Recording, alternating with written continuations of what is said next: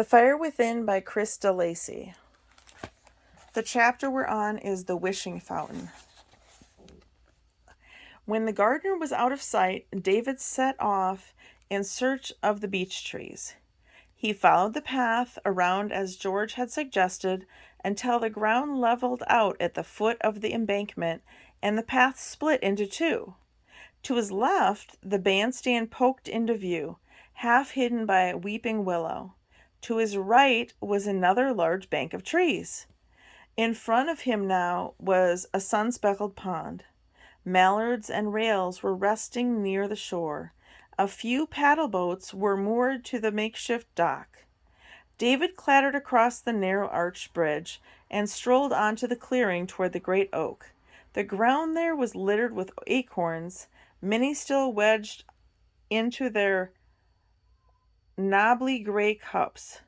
David crouched down and picked one up. It was greenish-brown and not quite firm, softened perhaps by early morning dew. He jiggled it in the palm of his hand. He began to think then about Wayward Crescent and the oak tree that had once stood there.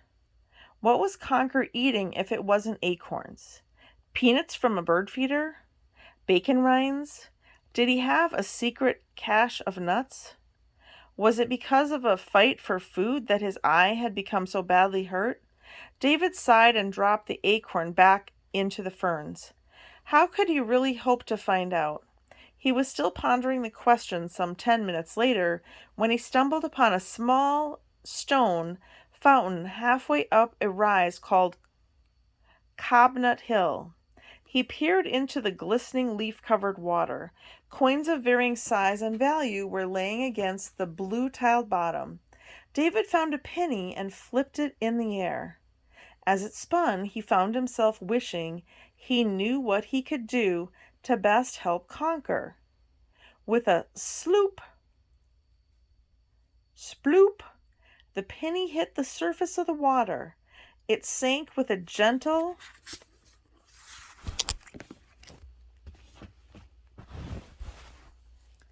skating motion. As it settled to the bottom, David heard a faint noise. He looked to the opposite side of the fountain. A keen-eyed squirrel was sitting on the wall.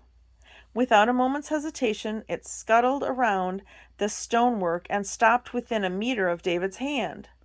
"Hello," said David. The squirrel flagged a lively white-tipped tail. It lifted one foot and twitched its nose. It looked at David as if to say, "Feed me." David put a hand in his coat pocket and produced the only item of food he possessed, a small red apple. The squirrel scratched his ear with a thumping back foot. Then it sat back on its haunches and smiled. David nearly fell into the fountain in astonishment. Perhaps it was the shape of the squirrel's mouth, giving the impression of a cheesy grin, but it really did look as if the creature had smiled. "It's you," said David, "the sandwich robber. I was warned about you." The squirrel, unconcerned by its notoriety, bristled its whiskers and edged a little nearer. It looked hard at the apple, and its nose twitched again. It put a long, clawed foot on David's thigh. David crunched softly into the fruit, chewed off a piece, and dropped it on the wall. The squirrel leaned forward and took it, then promptly spat it into the fountain. David frowned like a disappointed parent. "Don't tell me you prefer Granny Smith's." The squirrel chose not to smile at that. It fidgeted impatiently, left and right, then sat up cautiously and sniffed the air. Suddenly, with a chatter of alarm, it was gone. "Hey, what's the matter?" David called. The cause of the problem soon became apparent. Another squirrel was on the wall.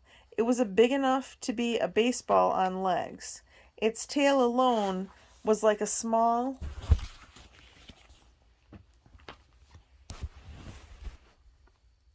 feather boa. With a passing sneer at the visiting human, it scrabbled off the fountain and chased the first squirrel across the path. "Hey!" cried David. "Leave him alone." But the smiling squirrel didn't need any help. It was up a tree and gone before David had time to take another breath. He shrugged and decided to leave them to it. After all, this was probably sort of tiff that squirrels got into a dozen times a day. Sploop! Just like the penny dropping into the fountain, a sudden realization hit him. What he just witnessed was a basic example of squirrel behavior. When faced with a nasty encounter, flick tail and turn away fast. But the speed of the smiling squirrel's escape, particularly up the tree, was largely due to its remarkable agility, and it couldn't achieve that without peripheral vision. How would it have managed with one eye closed? Could it have climbed as quickly then? Could it have climbed at all?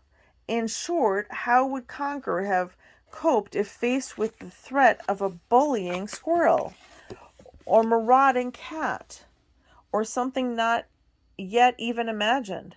Somewhere in the distance, a mallard quacked. The answer was as sharp and as clear as that call. Conker wouldn't cope. He couldn't run from danger. He was, in effect, a sitting duck.